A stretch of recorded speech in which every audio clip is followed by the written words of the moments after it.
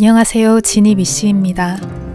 이화에서 이렇게 말씀드렸죠. 퇴원을 하면서 앞으로 다시는 수술을 받고 싶지 않고 또 입원을 하고 싶지 않다고.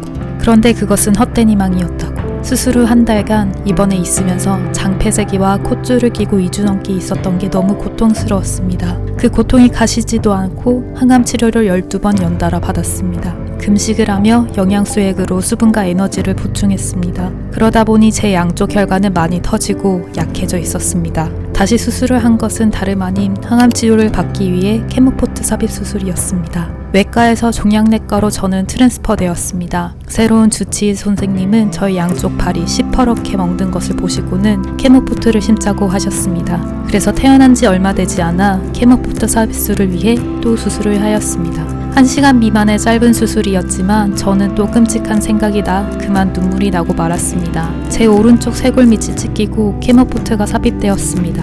마취가 풀리니 아팠지만 그래도 이제 제 양쪽 팔이 고상하지 않아도 되었습니다. 첫 번째 항암 치료를 받기 위해 입원했던 날이 기억납니다. 다시는 입원하고 싶지 않았는데 또 이곳에 오다니. 제가 입원한 곳은 항암을 하러 오는 병동이었습니다. 그러다 보니 나이대가 외과 병동보다도 높았습니다. 복도에 걸어 다니면 정말 눈에 띄었습니다. 저에게 말을 거셨던 나이 있으신 환자분들이 기억이 납니다. 저는 폴폭스라는 항암제를 썼습니다. 이는 옥살라플라틴과 5FU라는 항암제를 섞은 것입니다. 엄청 긴장을 하면서 첫 번째 항암을 하였습니다. 의외로 괜찮았습니다. 첫 번째 날 제가 항암을 받고 괜찮아서 이렇게 생각했습니다.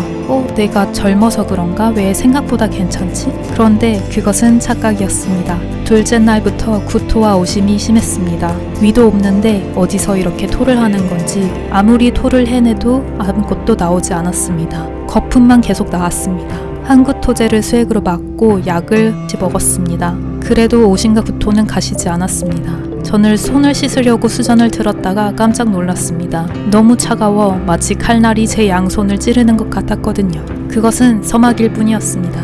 항암을 12번 하면서 저는 살이 너무 빠졌습니다. 머리도 빠졌습니다. 체중이 29kg까지 갔습니다. 자고 일어나면 2kg씩 빠져 있었던 적도 있습니다. 구토와 오심이 심하여 항구토제를 먹고 항구토제를 먹으면 졸음이 쏟아졌습니다. 그래서 밥을 먹는 대신 계속 잠을 잤습니다. 독한 항암을 하면 할수록 저는 체중뿐 아니라 우울증이 생겼습니다. 그때 사진을 보면 정말 해골이 다름없습니다. 친구들은 저를 보러 올 때마다 안쓰러운 저의 모습을 보며 눈물을 훔쳤습니다. 저희 집에서는 한강공원이 보였는데 그 강을 매일 걸으면서 저는 차라리 이 고통이 저 강 속에서 사라졌으면 좋겠다 라는 생각까지 했습니다. 아픈 딸을 보며 눈물을 흘리는 어머니를 보며 마음이 아팠습니다. 내 20대가 이렇게 끝나가고 있고 친구들은 결혼을 하고 승진을 하고 성공하는 길을 가고 있는 것만 같았습니다. 그런데 저는 제대로 걷지도 못하고 복대를 차고 항암제를 달고 한강을 걷고 있었습니다. 이 한강에서 내가 쓰러지고 죽어도 아무도 개의치 않을 것 같았습니다. 저의 삶이 정말 비참하게 느껴졌습니다. 몇 개월이나 지속되는 고통 속에서 저는 정말로 우울해지고 슬퍼졌습니다. 그러던 와중에 제가 깨달은 것이 있습니다.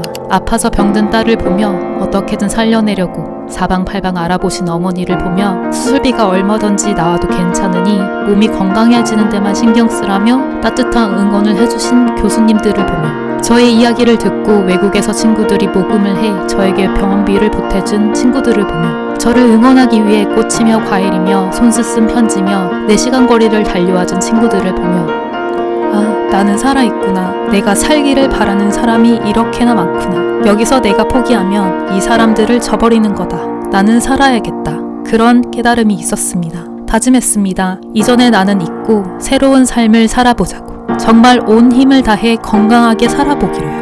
그렇게 저는 램프의 요정 지니처럼 무엇이든지 이루어내려고 합니다. 저의 아프고 고통스러웠던 이야기는 여기까지만 하려 합니다. 이제는 암 진단을 받고 항암 치료를 하며 죽고 싶은 마음까지 들었던 제가 희망을 가지고 어떻게 살아가고 있는지를 다뤄보려 합니다. 제가 정말 좋아하는 말이 있습니다. 중꺾으마 중요한 건 꺾여도 그냥 하는 마음. 오늘도 열심히 살아보고 있습니다. 중꺾으마를 생각하면서요. 항암 치료를 건디고 열심히 살아가고 있는 20대 암 환자 이야기 궁금하시다면 구독 부탁드립니다. 감사합니다. 지니미 씨였습니다.